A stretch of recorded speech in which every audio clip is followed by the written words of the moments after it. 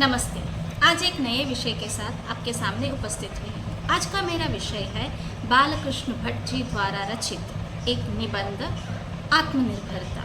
तो देखते हैं कि इस एक टाइटल देकर यानी शीर्षक के माध्यम से लेखक हमसे क्या कहना चाहते हैं। सबसे पहले लेखक बालकृष्ण भट्ट जी जो महान साहित्यकार हैं हमारे हिंदी साहित्य के, उनके बारे में संक्षिप्त रूप से जानकारी हासिल करते हैं। बालकृष्ण भट्ट एक महान साहित्यकार। बालकृष्ण भट्ट आधुनिक हिंदी गद्य और पत्रकारिता के प्रमुख स्तंभ थे। हिंदी साहित्य में भरतेंदु युग के इस महान साहित्यकार ने हिंदी को एक नई दिशा दी और गद्य को आम बोलचाल की भाषा के करीब लाकर साहित्यिक क्रांति की नींव रखी। बालकृष्ण भट्ट के लेखकीय साहस और उनकी उत्कृष्ट भाषा शैली ने हिंदी साहित्य के भरतेंदु युग को एक स्वर्ण युग बना दिया। पंडित बालकृष्ण भट्ट द्वारा रचित निबंध आत्मनिर्भरता मनुष्य को अपने स्वयं के बल और भरोसे पर जीने की प्रेरणा देता है। इसके अनुसार आत्मसहायता ही जीवन का मूल मंत्र है। इनका जन्म 23 जून 1844 में इलाहाबाद उत्तर प्रदेश में हुआ। निधन 20 जुलाई 1914 में हुआ। माता पिता के बारे में कहें तो उनकी माता पार्वती देवी थी जो सुसंस्कृत और धर्मपरायण थी। उनका प्रभाव भट्ट जी के साहित्य पर भी गहरा था और पिता बेनी प्रसाद भट्ट थे। कार्यक्षेत्र के बारे में कहें तो वे पेशे से शिक्षक थे और उन्होंने अपने जीवन का अधिकांश समय हिंदी भाषा के प्रचार प्रसारण में समर्पित कर दी। साहित्यिक योगदान। बालकृष्ण भट्ट का साहित्यिक योगदान अत्यंत व्यापक और प्रभावशाली है। उन्हें हिंदी में आलोचना, निबंध और पत्रकारिता का जनक माना जाता है। उनका साहित्यिक परिचय निम्नलिखित बिंदुओं में समझ सकते हैं हम। यहाँ पर मैंने हर एक निबंधकार के रूप में, पत्रकारिता के रूप में, उपन्यासकार के रूप में, नाटककार के रूप में, समाज सुधारक के रूप में उनके थोड़े विषयों को मैंने यहाँ पर बहुत ही संक्षिप्त रूप में लिखा है। अब हम आत्मनिर्भरता निबंध के सार को देखते हैं। आत्मनिर्भरता निबंध समाज में प्रचलित बुराइयों को प्रकट करता है। भट्ट जी एक ऐसे निबंधकार है जिसे अपनी निर्भीकता, वैचारिक मौलिकता तथा हास्य व्यंग्यपूर्ण शैली के लिए सदा याद किया जाता है। आत्मनिर्भरता यानी अपने भरोसे पर रहना, यह एक श्रेष्ठ मानवीय गुण है। आत्मनिर्भरता के ना होने से मनुष्य में पौरुषत्व का अभाव पाया जाता है। जिस मनुष्य में भरोसा होता है वह नदी में भी अपना रास्ता खोज लेता है। मनुष्य में शारीरिक बल, सेना का बल, ऊंचे कुल में पैदा होने का अभिमान, मित्रता या मंत्र तंत्र का बल क्यों ना हो, पर यदि उसमें आत्मबल की कमी है तो इतने सारे बल के होते हुए भी वह कमज़ोर ही रहेगा। यहाँ पर लेखक एक कहावत भी कहते हैं कि अपना हाथ जगन्नाथ। लेखक आगे बढ़ते हुए ये भी कुछ विदेशों का उदाहरण भी देते हैं। लेखक यूरोप, अमेरिका और जापान जैसे देशों की सफलता का श्रेय वहाँ के नागरिकों के आत्मनिर्भर होने को देते हैं। उनके अनुसार ये देश इसलिए आगे है क्योंकि वहाँ के लोग अपने बल पर कोई काम करना अच्छी तरह जानते हैं। कुछ भी काम क्यों ना हो अपने बल पर करते हैं, आत्मनिर्भर बनकर करते हैं। इसीलिए विदेश की उन्नति आज उस तरह से हुआ है। विदेश की उन्नति का रहस्य ही यही है, ऐसा वो बताते हैं।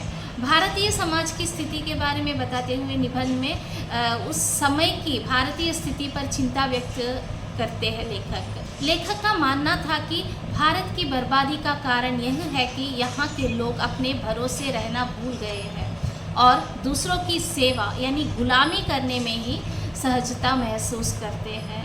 तो ये बात की उन्हें बहुत ही दुख है कि हमेशा हमारे देशवासी जो है गुलामी करने के लिए पसंद करते हैं, अपने भरोसे पर रहना वो पसंद नहीं करते हैं। ये बात भी यहाँ पर लेखक अपने निबंध में बताते हैं।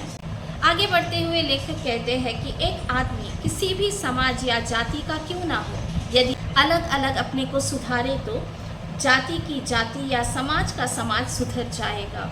कोई भी जालिम से जालिम बादशाह की गुलामी लोग तभी करेंगे जब उस देश के एक एक आदमी की नस नस में दारुणता की भावना होगी।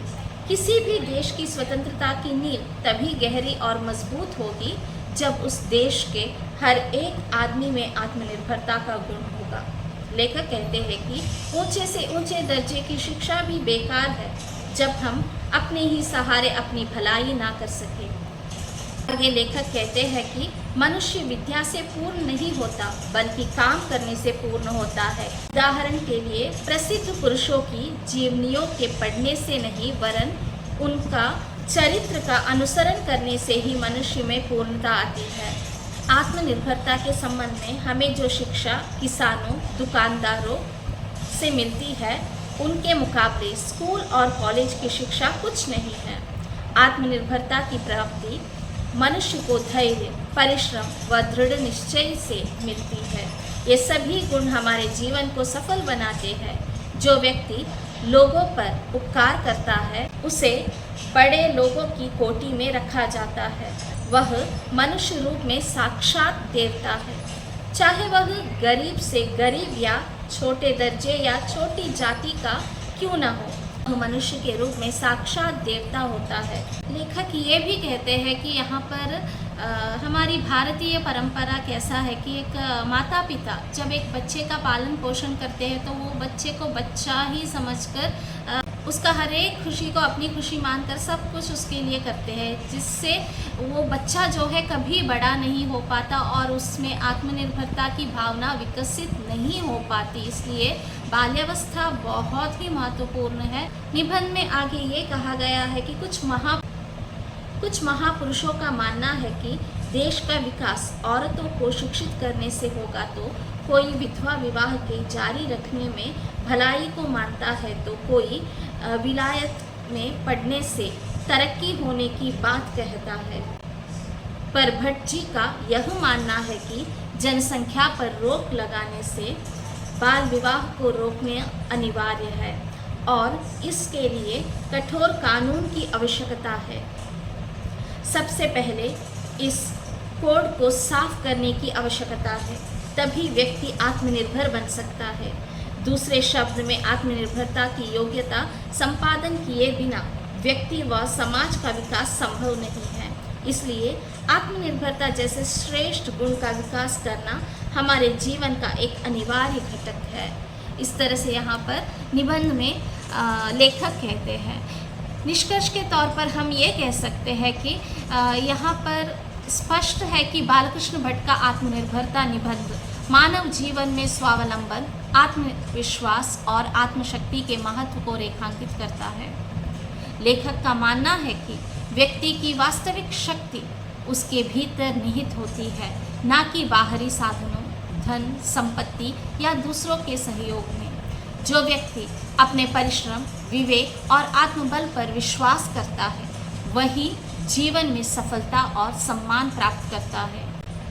यह निबंध केवल व्यक्तिगत उन्नति का संदेश नहीं देता बल्कि समाज और राष्ट्र की प्रगति के लिए भी आत्मनिर्भरता को अनिवार्य मानता है।